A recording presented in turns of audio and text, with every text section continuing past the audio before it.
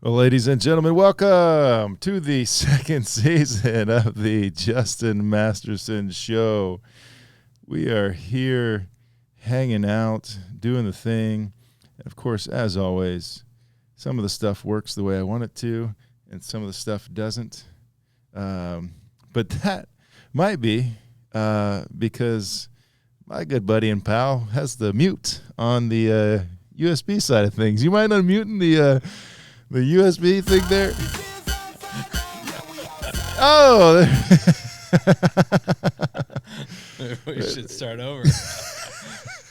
No, that's the joy of what this is, baby.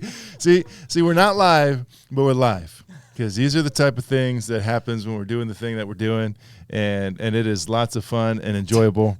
So welcome to season 2. I mean, it wouldn't be fitting if there wasn't a little bit crazy. Of course, I'm Justin Masterson, your host and individual. If you didn't know, played Major League Baseball for a while. Now I don't. I quit so I could spend more time with my family, which has been pretty cool. And alongside of me, of course, we got Night Rider, baby. My guy, Matthew Zappasodi. What's up? Welcome to the show, season 2. Tell them about yourself a little bit. Just let them know how we're connected, why you're here. I am jack of all trades, master of none. I've got a interesting story that no one ever really knows what I do for a living. So I kind of I'm like a spy. I can just make up whatever I want anytime. But I got connected with you through baseball, one of our mutual loves, other than Jesus and family and all things Mexican food. Mm-hmm. I mean, really all food, but we also like to travel, so there's that too. Yeah, we do. Maybe travel to taste new foods is how we kind of bond together. But I got to know you many moons ago at a school that we played ball with together, and then kind of stayed buds ever since. And then I've been trying to figure out my way in ministry and in how to be a tent maker, as Paul decided to do or kept doing through his ministry. And so I do a little software. I do a little men's ministry called PHARE Warrior and Fight Club. Yeah. That you've been a part of for 10 years. It has been 10 years, hasn't it? We've been doing stuff together. Project manager by heart. And the more projects, the better. Just chaos. I've got 4 kids. Beat you. You did. I only got 3. An offspring. You beat me both times. Your oldest came, and then 4 days later, my oldest came. That's right. It's also the joy of we went to visit them in the hospital to see their oldest, and then right after we said hello, we walked down to the floor below them and got admitted so that we could deliver our oldest. That's right. Then you visited us on your way out. Yep. Our babies were 0, 1 week, under a week old, hanging out together. Yes. Well, we just I thank you for being here, and I thank all you guys for listening. Like I said, it's a lifestyle, but we're not necessarily recording this when this comes out. I think I'm going to have them come out again, Tuesday evenings, which I just think worked pretty well. And so if you can catch it live or when it first comes out, you do, or if not, you don't. And you'll hear the mess ups and mishaps that we might have in the midst of this. But for me, it's what makes it fun. It's what makes it real. Could also make it not fun for some of you because you don't want some of the realness. You just want to get to the meat and potatoes. But the idea is we're just here to somewhat entertain. Hopefully you'll enjoy this, but then also help you to grow in greater maturity, your ability to handle those big emotions well, and just kind of enjoy life in many ways, shapes, and forms. And so we'll do that through my idea is this season we'll still have some guests coming on, do some interviews, but keep it more of I got 3 questions that I want to ask. What's the hardest thing about what you do? And that could be for each individual different roles. Like Zappo, the jack of all trades, could be like, hey, what's the hardest thing about leading a nonprofit? What's the hardest thing about being a dad? it won't be both of those. It'll be one of those. And then can say, what's the best thing about it? And what's the best thing about being a dad? You asking? I'm asking, yeah. Oh, do you want the hardest first? No, I just want the best. Oh, man. Best thing about being a dad on the spot is, we don't actually prep before the show. Man, just the fact you can be, I'm a kid at heart, and so I can actually be a kid with them, but that is the best. But it goes also with like, now though I can train you, and all of those things that is fun doesn't necessarily lead to quality of life later. So I enjoy the coaching, the training, but I am a baseball coach like you, and I want to go play with the kids. Like I'm also coaching, but I want to get on the trampoline and I want to go ride bikes, and I enjoy the physical activity. We're going hiking, biking this weekend. Like that gets me excited to engage with my kids and like train them on the fly. Yeah. So training and on the go. Yeah. I love that too. That's a fun thing to do. And so then the final question will just be, what advice, the premise of what advice would you give your younger self getting into this, or to somebody else who's in the midst of whatever's going on? So what advice would you give a young father? Number one advice, that's easy for me. You got to focus on the lady in your life. Without you guys as a team, it doesn't matter how good you are. It's not going to, it can work. Don't get me wrong. If you're in a situation where you've gotten divorced or you're single, like there's hope. Yeah. God's not leaving you out to dry and hang you out for the rest of your life. But if you've got a partner, you got to pour into them. That's the best advice I can give. And then stay on the same team. Yeah, staying on the same team. That is it's very challenging sometimes, because we can get frustrated and lose the sight of the beauty. That's one of the things that I think always gets us right back into it. Of like, when you're frustrated, upset, unsure, like remember back to like, there was a time that you actually liked them.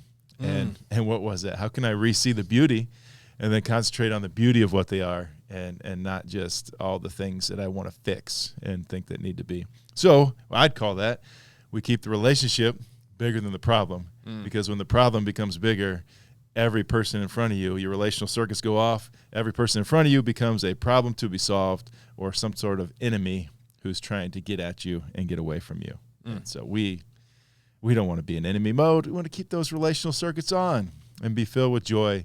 And that always starts with being a little curious and appreciation, showing kindness, and having some eye contact, which spells cake.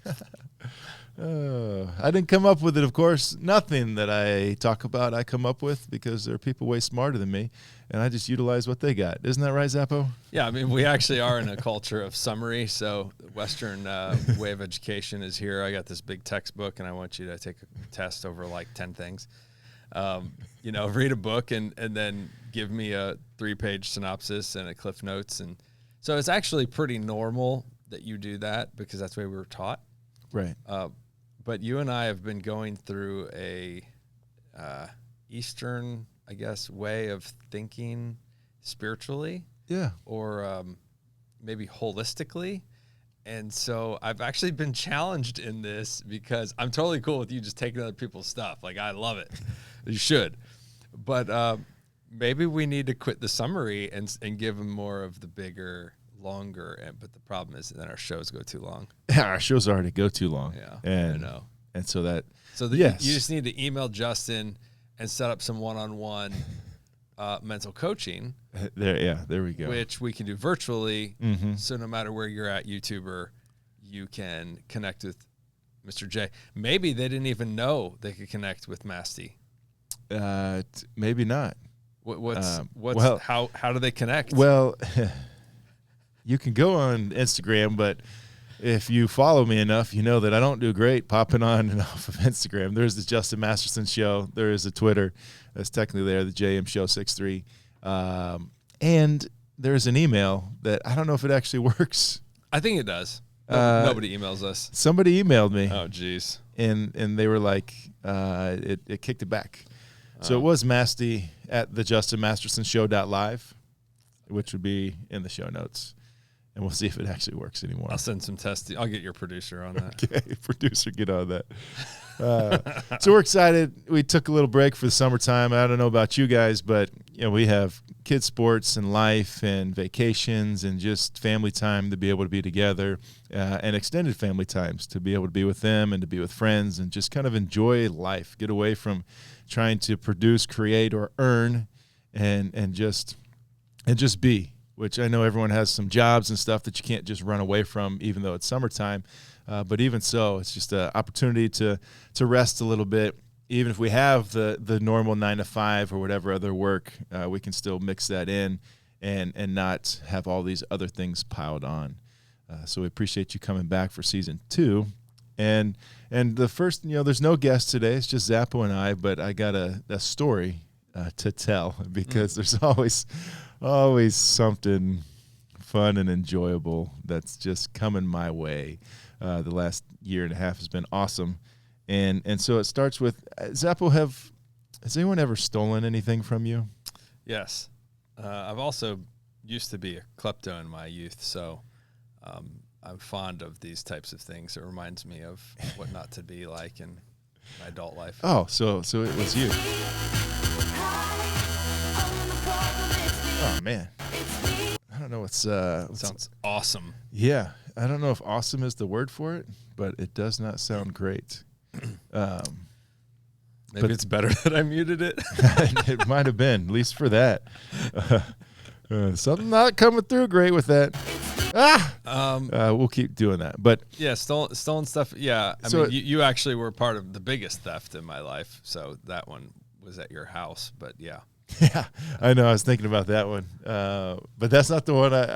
That's not what I'm going to talk about right now because that happened before, which is a story for another day. But a buddy of mine borrowed my boat, which I have a boat on Geist, a little Regal 2300, nice little bow rider. Got it in 2015. Family and I like going on it on the little reservoir right here, doing some tubing. It's always fun, and then just swimming in the water, which people say is not the cleanest of waters, but that's okay. It's still enjoyable for us. Yeah. And so Indiana. Yeah, he borrows the boat and he's like, "Hey, I lost one of your bumpers." Bumpers are the things that go on the side so that you don't like ram into the docks or whatever. Or if you're hanging out with other boats, you put it there so you don't just hit things. I'm like, "No problem. You can get a really cheap one online and just put that back on." So everything was fine. And then he orders it, picks up the bumper, and like 4 days later, he goes back to the boat to put it on, and my tube is gone. Which he had with him? He had tied it up the way that we usually tie it up, and the one end of the rope is still on the top of the tower, and the other he wrapped around, one of the, I can't think of the name, the clings, whatever, the things on the side, anchor, cleats. There we go, one of the cleats. They tie that too. And he comes back, and he sends me a text and goes, "Hey, man, I might owe you a new tube." I'm like, "Well, what do you mean?" He's like, "It's not here." And so we think for a second. I'm like, a hint of like frustration of like, what? Like, how do you lose a tube? And then we talk through it and like, okay, the weather maybe blew it away. And he's like looking around. He's like, "I don't see anything. Did you let somebody borrow it?" And I'm like, "No, I did not let anybody borrow it."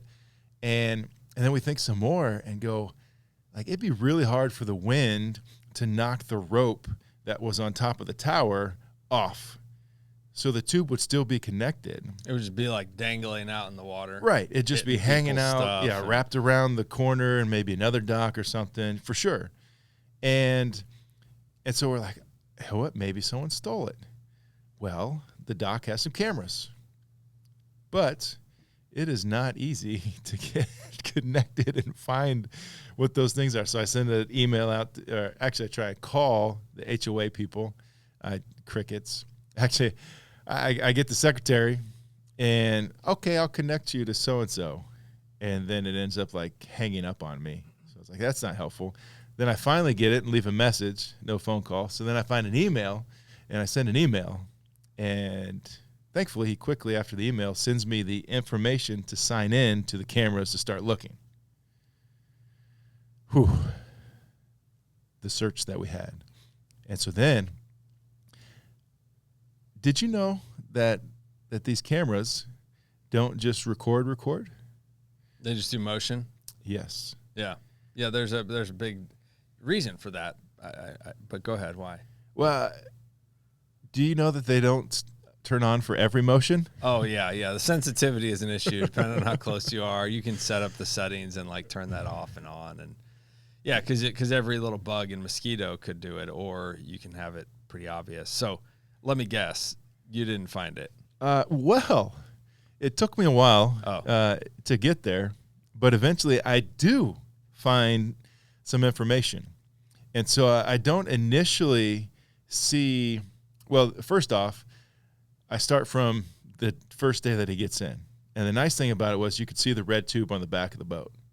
And so I could just keep popping through camera days and be like, oh, video, which uploads very slowly, doesn't go very fast. I'm like, oh, red tube there. All right, let's go morning, red tube, evening, red tube, morning, red tube, evening. So the day that he comes in to replace, the morning of that day, he's replacing the bumper, tube's still there.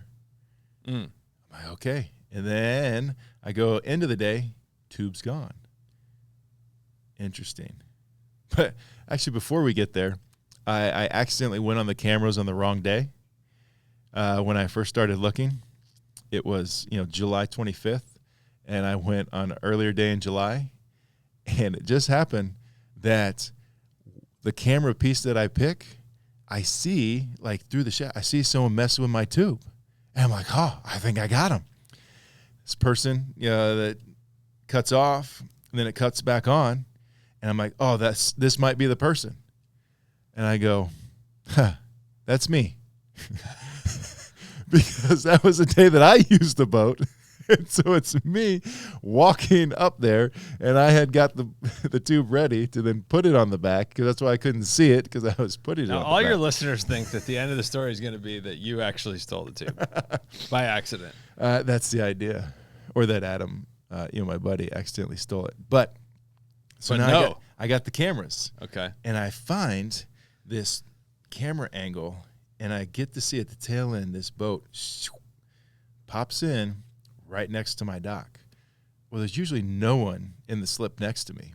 So this is odd to me. And they just pop in real quick. And then I'm like, ooh, like I want to, it's a little bit of a distance, and I'm not totally sure who this is, so I'm trying to find other camera angles because I have access to other dock feed. So I'm checking these other camera angles. It's not clicking in the way it should. I find this other boat that pops through, and it's like 3 minutes before the other boat, my suspect right now, pops in. So I go to the other dock, I find that boat, and I'm like, oh, perfect. 3 minutes later, this other boat's going to come. Guess what didn't set off the motion? The boat that I'm looking for. Which is extremely frustrating right now. I'm searching all these. It's taking a lot of time. It's slow. It's a daunting task to look all these things up, but I do enjoy the search of what it is. So I finally go, you know what? I found it, and I send the video of the guy walking in, and we get the tube. Like, this person took my tube, but it's still a little bit of a distance away. So now we have to do some more work. And so I take it, and I send the video to my buddy who had rented the tube. Do boats have license plates? They have not license plates, but they have the ID markers on the front. Would that even be big enough to see? No, it would have been if I could have found it on the other dock. Other camera. Yeah, if it was on the other dock, it would have been perfect. But unfortunately, it was not. So it was on this other one, and so it's still a distance away. But I can tell who. There's an individual. They're taking my tube, and I can see the type and style of boat that it is. And so I send the video to my buddy, and then he kind of crops in, enlarges, and sends it to his son, who just happens to work at the marina, which is awesome. And so this son of his is like great investigative work. like very proud of the work he did. I'm not going to name names on here, for this just in case. Sherlock Jr. Yeah, we'll call him Sherlock Jr., like did some incredible work out there. And so he just goes to work. He's showing this to like his manager. They find out that it's a rental boat. So somebody rented this boat, and they find it online, who has this. And so then the people who rent the boat, or usually rent the boat, they come by the marina. And my guy, he's got no holds bar. He just comes at him, and he starts saying, "Hey,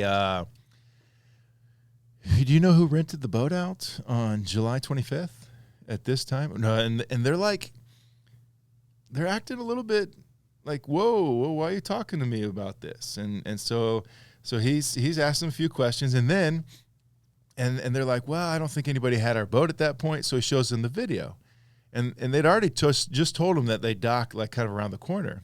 And so he shows them the video, and they're like, oh, that's our dock. And he's going, that's not their dock, because that's by Justin's dock. So something is not right here. And then they start talking about like a tube that's missing or stolen before he starts talking about a tube. Like he didn't even bring it up. They brought it up first, that a tube. And he's like, his just little inside blinker lights are just going like, there's something going on here. And so then they exchange numbers, because they were like, we're not totally sure. So exchange numbers in case they find something. And he calls me, and he's like, Justin, I found the people. Like it's just shady. And I'm like, okay, well, shady's not going to help us. Did they say they took it? Like, no, they didn't. But I just know something's off here. And so I'm like, all right, well, keep at it, and we'll see what we can do. Well, he starts texting with them, and they were just talking about these things. Well, it turns out that they saw the tube. Somebody who was like working on their boat or something had the same style of tube, and then the tube wasn't there anymore. And so he was talking about how his tube got stolen. So these people pass along the name of this guy, because they're like, wait, this is really weird that two people would have their tube stolen, right? The tube stealer on Geist. Yeah, I mean, I've been on Geist for like 9 or 10 years and leave the tube out all the time. Nobody takes tubes. Nobody takes stuff off of people's boats. It's like pirate stuff. You just don't do that. Yeah, it's a gentleman's agreement. You just don't do those things. And so you're there, and you're fine, and you have no problem leaving this stuff out. And so it's got to be someone else, of course, rental boat, somebody who's not usually on it. And they send this information, and I'm not going to use his name. We'll call him Mike. Mike Jones. Oh, for you old people. A little hip-hop. So they give Mike, and they give his number. And so I go online and look up Mike Jones, and I'm like, oh, okay. I'm starting to see who this Mike Jones is and all this different stuff. And so I sent him a text. Actually, first I sent some information to my cop buddy. I was like, hey, I have some good evidence of somebody who took my tube, and I have their information. Do you think it's a good idea to send them a text or to just file a police report and go that route? And he was like, well, I mean, might as well just try and see if they'll respond, and you can get this taken care of and not have to deal with anything else. So I sent him a text. Crickets. I get nothing. I sent on like a Wednesday. No response. And I was trying to be really nice. It was very simple. It was, hey, Mike, use the first name. I was trying to be very, very kind and generous, whether I should be or not. I mean, that's what I was trying to be. And so, I'll just read it because it's here. Say, hey, Mike, my name's Justin. I'm hoping we can figure this out with no trouble. I have a video evidence from my dock camera that you borrowed a tube. And I said borrowed. I was trying to be generous. And wrote from my boat without asking. I was hoping that you would be willing to return it to me. It's easy to be mistaken, so there would be no hard feelings.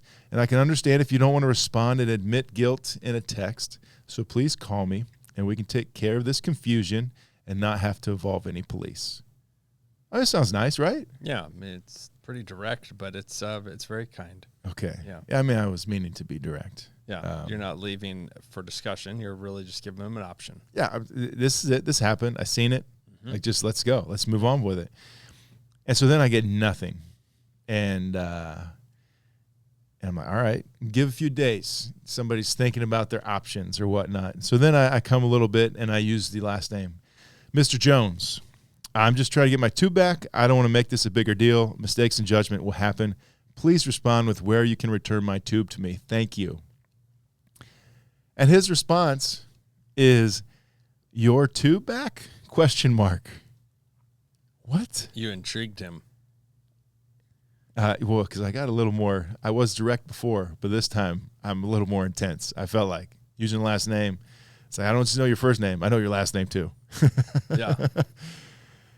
And Mr. Jones, who resides at blah, blah, blah, Oak Ridge Road. nope, Yeah. see, not, yeah, exactly. I do have all that. But in case I had to file a police report. Yeah. And I'm like, yes, sir. I'm not sure I know what you're talking about. Can you elaborate, please? What? You don't know what I'm talking about? Okay. So then I go right into it. Like, you talk about direct. He doesn't know, so my mind goes, on July 25th, you were on a rental boat. Video shows it docked next to my boat, and then my tube and rope were removed from my boat. Oh, are you referencing one similar to this? And then sends me a screenshot on from the web of what my tube was. A little Super Maple, 3-seater, the red and whatever. And I didn't think about it at the time, but somebody was like, when I was telling the story, they're like, you know what? He's probably asking because he's got so many tubes, he doesn't know which one is the one that you're talking about. Yikes. Oh, but I didn't think about that at first. And so I said, yes, I am. Yes, I am Mr. Kolakowicz. Yes, Mr. Mike Jones. And so then you get the text. The text of Mr. What was the name of that guy back in the day who stole your stuff? Andy? Oh, yeah, yeah. We're not using real names, though. Oh, yeah. Fake name, I'm Andy. using that, Andy. Andy who stole it, and once he got caught, starts crying and sobbing, and the detectives were like kind of laughing because grown man kind of crying. And here it is. He goes, absolutely. I still have and have zero problems returning to you. I planned on returning that day, but we ran out of gas, and I had a heck of a time returning to the dock. I apologize for taking without asking. Truly, ! I just got out of the hospital yesterday. I have pneumonia, but planned on returning to dock when I recover. However, I'd be willing to return to you today if you'd like to just tell me where to take it again. I'm sorry. I shouldn't have used it without your permission. I did deflate and fold it up, so it wasn't left out. I'm thankful you reached out. I was just trying to have a good time with my son on his first time on the water. I know that doesn't make it okay, but I'm a single father, and I know this could have resulted differently. May I ask how you got my info so I can thank them as well? Again, I apologize. I truly do thank you. Wow.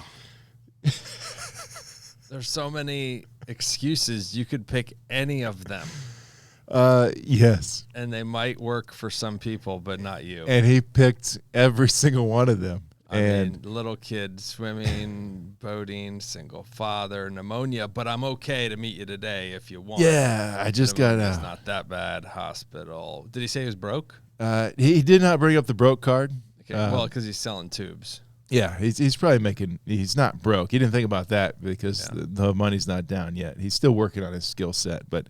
It was an accident that he took it? Did he say it was an accident? Yeah. He was just borrowing it. Oh, so okay. Which I gave him that lingo, so that's okay. Yeah. But he's like, I was just borrowing it so we could have a good old time. I planned on returning it, even though my dock is all the way pretty much the opposite side of where he would be boating and doing his thing. Like, there's not really a reason for anyone to come happenstance around my dock unless you're fishing, unless you're doing some bass fishing, and that's the only people that come. But even better at the end, may I ask how you got my info so I can thank them as well? No way. Heartfelt. Come on. You really think I'm going to give you the information so that you can thank them? Thank him with a headlock. Yeah, so you can go cause trouble and, maybe beat them up or do whatever. Who knows what? But the guy is in the handyman and set up security business on his side. It's not real good that he has access potentially to people's places and maybe on his own. And so I said, thank you for your response. I hope you had a good time with your son. But I would just like my tube back. And so I said, here's where we can meet. What time do you want to meet? He said 2. I said, all right, well, let's do it. I'll see you at 2. And then my wife and youngest daughter were like, Dad, honey, I don't think you should go meet him. I'm like, why not? Well, what if something happens? I'm like, what do you mean? What's going to happen? I'm meeting at a gas station in broad daylight at 2 o'clock. Like, if he pulls a gun on me, what over a $250 tube? I'm like, dude, you can have it. Like, all right. I figure he just won't show up if all is said and done. But well, maybe you should just take your gun just in case. I'm like, that's just gonna heighten and accelerate all the different things. Like, it's okay. Like, we're not gonna have trouble. I'll step out of the vehicle and everything's gonna be fine, because all of a sudden the 6'6" big old ball guy gonna be stepping out of the vehicle, and it'll be okay. And so sure enough, guy gets there. He showed up. Guy gets there early. I mean, supposedly, like, I'm on the way, and he texts me. He's like, I'm here, in the 300. And I assumed it was a Chrysler 300, which was fitting, highly tinted windows when I get up there. And he was there, and I pull in, and I open the door. And, yeah, for a split second, when you have these highly tinted windows, I'm like, yeah, I'm not sure. And the door barely opens, and then it opens up. I'm like, all right, here we go. This guy walks out, just as you thought. Now, it did look like maybe he could have been a little sick the last few days comparatively to where he had been. Yeah, I don't know if he coughed like once or twice. I don't know if that was like a purposeful cough. Yeah, I got the black lung, Pa. And so he's like, yeah, I'm so sorry, man.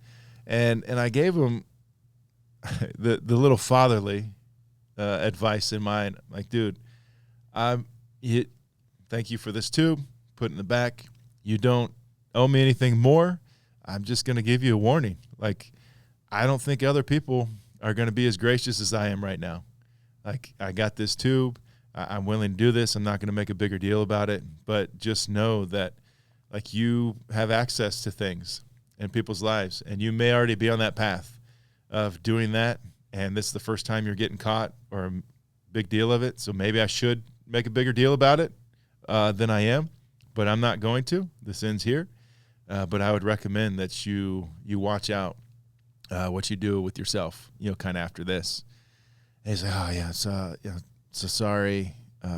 Didn't mean to. I don't know, all the dumb excuses. Or like, just sometimes you just want to slap somebody to wake them up and be like, just stop being dumb. Now, go back in your vehicle, and I'm going to go back in my vehicle. And hopefully we don't see each other again. And then you asked for $20 for the rental fee. I should have. Yeah. Man, see. And you had to pump it up. I did have to pump it up, but it's okay. Tube back, it was fine. Rope was back. Everything was good. And I was very, very happy. But surely there was a process. And I don't know. I don't know if everyone would be as gracious. I don't know why I was gracious in that moment and not trying to, like, bring him down to Chinatown and just wreck his life. I don't think it was even because he had a kid or anything like that. I don't know. What do you think about that? It's like those non-violent, low-end. It's like remember when somebody like stole golf clubs out of your garage? And I had like my stereo system ripped out of my car a couple times. Yeah. They're always like just small enough items where you're like, this is super annoying, and I just lose trust in people. Right. More than I care about the golf clubs or the whatever. but now I've got a chip on my shoulder. Like now I've been offended by the universe. Like homeboy, you actually got to meet, which is like super rare. Yeah. I think the golf club guy, they did get that guy to, they like caught that guy. I think, I can't remember now. Didn't they get your golf clubs back? I think so. Yeah. The guy was dumb enough to continue to hit the same neighborhood over and over again. But honestly, that's not that surprising. I say dumb enough, but it's like, well, if I did it once, like I could just go back. Nobody caught me the first time. Like Right. I stole 3 tubes last week. I'll just steal this one this week. Like whatever. Maybe he's never stolen a tube in his life, but maybe not. But we've encountered these guys enough to know that it becomes a habit. I mean, he is in my phone as tube stealer. Yeah. So that's the first thing that But pops to answer your question, I would say you are unique that you gave the gracious option, the generous option, but you also had some perspective in the matter. So the fact is there wasn't a violent incident. They didn't wreck your boat. They didn't slash your tires. They didn't break into your house. Right. Nonviolent crimes can still be super offensive that way. Like you kicked my dog. That whole like skit is offensive because you like came into my world and disrupted it. And I kind of wonder if it's not actually about the crime. There's like what you did, but like how you did it. And so in some ways it's like, you know what? I'm going to teach my kids and my family a lesson is what you preach. Like the problem isn't bigger than the relationship. The interesting part here is you don't even have a relationship with the guy. But I do know that you love mysteries and solving stuff. And so in a way you're like, I could just stew on this and find out since you smoke your pipe, you're like, Yeah. And if they didn't have video evidence, Sherlock Holmes, it would have still caused you to think and like wonder, but then that could have turned to bitterness. And for sure. I think we have like this bitter mentality in life where it's like, you stole something from me, and the crazy thing is now I'm the one who swallows the bitter pill. Like the dude who did the offense doesn't even get better. The dude who did the offense doesn't even wreck his life. Right. Like, I mean, maybe they go to jail, or maybe they have to pay a fine, or maybe they have a felony, whatever. Like that could wreck your life in some way externally, but like the offense, the guy who got stuff stolen is the one who has to deal with this anxiety of others, and now I don't trust people. And it's like the enemy actually didn't have to, he just had to plant the seed and let it grow in your mind. He didn't even have to give you the distrust pill. He just gave you this, like, I wonder if they're going to steal from you too. Don't trust that guy. You know what I mean? Like, well, it makes you, other people stole some bigger stuff, but it's like, it does. And in that moment, as I'm listening to you talk, it gives that fact of, my pops was just talking about it this weekend, but the idea of forgiveness. And like forgiveness is not for them, it's for me, the forgiver. Because ultimately, to your point, like I could allow it to turn into bitterness. Like maybe if I don't even get to solve this, it turns into bitterness. People are terrible.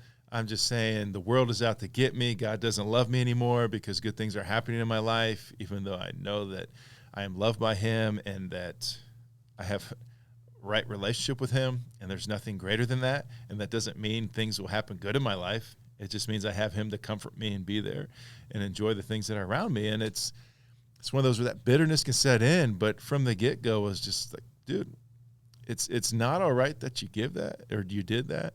But I'm not going to hold on to that so much so that I lose myself in the midst of this. And I lose my ability to connect with other people because of this. Like, yeah, I'm still going to be a little more hands-off on some things, a little more weary when people say some things or do some things, but I'm not just going to sell out all humanity. I'm not going to sell out everything. And for them, go like, hey, you may go and steal something tomorrow. You may be in the midst of going to steal something, but hopefully there will be some sort of conviction in it. But I'm not going to allow that to continue to eat at me and tear me apart and just ooze this bitterness that then I just push onto everyone else, because it's when people are upset and bitter, they tell the world, woe is me, come with me and follow me. It's like, no, deep breath. This is not great. There is a conclusion to this which is helpful, and this is not for every situation when someone takes something, and not every moment and everything. I mean, people have had stuff done to them and other stuff. Is it harder to forgive?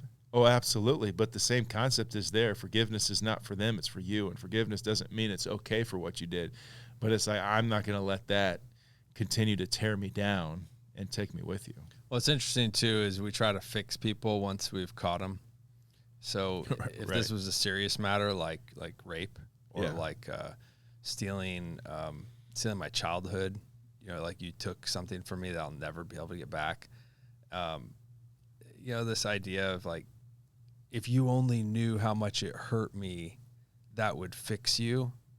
And when you're talking about it, it's like that person hopefully has empathy and learns that they were wrong. Yeah, hopefully. But it won't fix them. And ultimately, like the only way that is going to get fixed is through our Creator, God, that can heal and teach. And the conviction part, we actually use the word like you've been convicted of the law. The conviction part is actually like the spirit in our conscience that like the world might call it. It's like, no, that's like actually potentially the spirit telling you like that's wrong. Mm-hmm. And here's how the right people live, not this way. And you've got to turn from it. But if I confront that person and I'm free from it and I ask for forgiveness in a way, whoa, you were the one that was offended. How are you going to ask for forgiveness? It doesn't even make sense. And it's like, Jesus is like, I'm going to turn your world upside down, and I'm going to ask for forgiveness for the ones who offended me. And Jesus on the cross is saying that. Like, whoa. But we know we're not Jesus, but if you can get in that mindset, you're completely free. We just talked about this earlier before the show. Yeah. Like, you're free to be who you can and want to be, who God's created you to be, and it has nothing to do with their offense now. Right. The more mature that you get, and I still love the definition, maturity is the ability to handle your emotion, the big emotions that come your way, and still act like yourself. When you get to that point and can still act like yourself, there's the freedom in that. Like the more that you know, the more that you understand and truly live it out and appreciate it, then you are free to be able to forgive. You're not just stuck in the mode of like me, mm-hmm. Everything surrounds me. And it doesn't mean it doesn't hurt, doesn't take away what took place or the pain. Yeah. It doesn't mean that I want to be this guy's buddy. Right. I'm going to bring him in. I'm going to change him for Jesus. Yeah. No. It doesn't mean that I'm going to, in this scenario, if I were to see him again, wreck his life and wreck his world. That can be a harder one for other things. In that the ability to recover mm-hmm. and restore from that is much different in many different ways. Restoration is a little bit longer and deeper and further along process than we sometimes even allow it to be. But when we can take those things that easily entangle us and go, okay, here we go. I know this person has no clue what they're doing and what's going on. And I'm going to stand in my maturity and be able to take an open look at this. And some people are like, you're just being soft and don't want to confront and do this. It's like, no, I don't have to get offended at everything that is done. Because if we take this even a little bit farther and not just go the big crazy stuff that happens, because really in this everyday life where somebody's saying something we don't like, they're saying something where we're like, they just did that on purpose because they know. It's like, no. Yes, they probably did. Yes, they did, and they probably will again because they like the reaction. The little kids do it. You hang out with little kids, they do it because what? They get a reaction. And so what are kids? They're not mature. They're maturing. And so when you see adults do that same thing, what are they? They're still maturing. And when your response is just getting crazy, instead of be like, dude, just acting like a child. And so now I can come alongside and be like, yeah, I remember when I was a kid and I acted like a child. And now I'm not, so I don't. but I can understand why you do. So I'm going to come alongside you and see if we can adjust some of those ways, just like physically dealing with children. But a lot of times people have trouble with children because they get frustrated that they're not more mature than they should be. And it's like, yeah, but we're not mature. So we need to continue to work on this and to grow in this and be better. And then all of a sudden, wow, then we'll find the freedom that God has for us. Well, that was nice. It's still... Well, if you guys are struggling with forgiveness and some of this on the deeper matters, not just the tube, email Justin and, like I said, get some one-on-one time with him. Masty at the JustinMastersonShow.live. I promise the email will work by the time you hear this. And I think it's worth a while digging into this because there's a lot of bitterness that comes out when we get offended. And so, way to go, Justin. Whether that surfaces and this guy ever comes out of it, but hopefully. And if nothing else, you've grown from it. So, I have, and I got what sounds like the techno version. Yeah, I thought it was a remix. Yeah, but it's not. It's whatever's causing the staticky. But either way, hey, thanks for joining us for episode 1 of season 2. We're glad you're here. As always, we got to have some sort of audio issue that's crazy for us. We'll always figure those out. But thank you again on behalf of Mr. Matthew Zappasodi and myself. Thanks for listening. Got any problems, any issues, or whatever, go ahead and email me, Masty at the JustinMastersonShow.live. Don't forget our sponsors. And our sponsors, PHARE Warrior. We got Fight Club event coming up here soon. Sign up. We got golf outing. And then we also have a kickoff for round 20. 2-0. Been doing it 10 years. And along with Wayfinders, people trying to do a great job of equipping the saints for the work. Peace out. Peace.